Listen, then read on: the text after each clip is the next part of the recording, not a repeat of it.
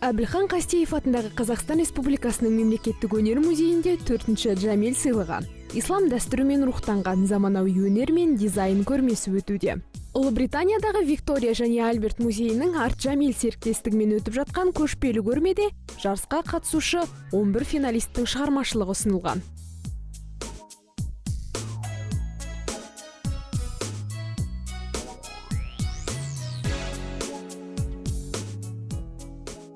Арт Джамел суретшілер мен шығармашылық бірлестіктерге қолдау көрсететін қоғамдық ұйым.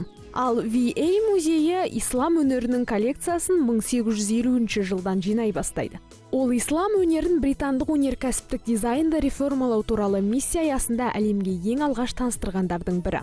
4-ші Джамел сыйлығы марапаты 2009 жылдан бері бастап әр 2 жылда дизайндағы және қолөнердегі ислам дәстүрімен рухтанған дүние жүзінің заманауи суретшілер мен дизайнерлеріне табыс етіледі.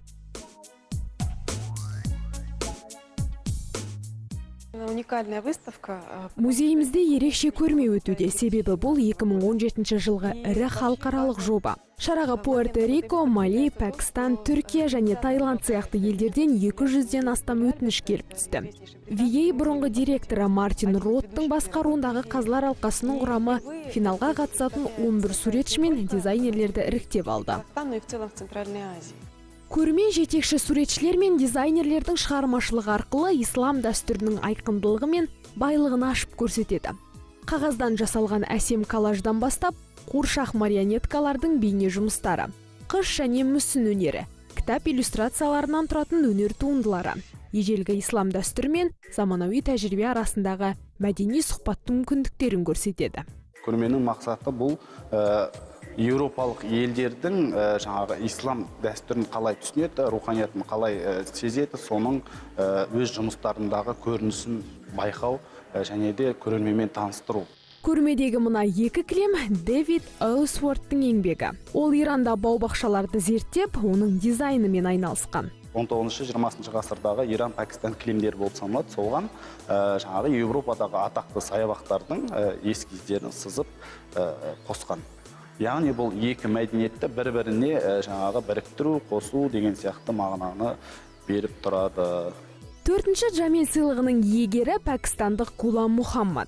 Мухаммадты тіл мәселесі толғандырады және ол өз жұмыстарында соны көрсетіп, мүсіндік тіл формасын жасайды.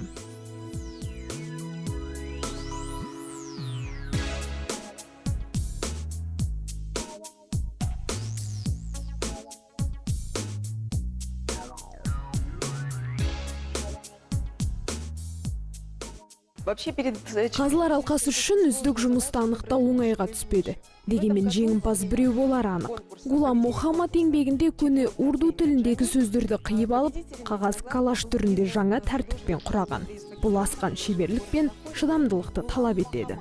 Арт Джамел қоғамдастығымен қатар жүреді және жұмыс орындарын құру, кедейшілікті азайту, позитивті әлеуметтік өзгерістерге көмектесу бойынша өзі тектес ұйымдардың жұмысын толықтырады. Бұл көрме Қазақстандағы Джамел сыйлығының алғашқы тұсаукесері. Көрме жұмыстары 7 қаңтарға дейін жалғасады. Айкерім Аман, Станислав Фролов, Жаңа күн.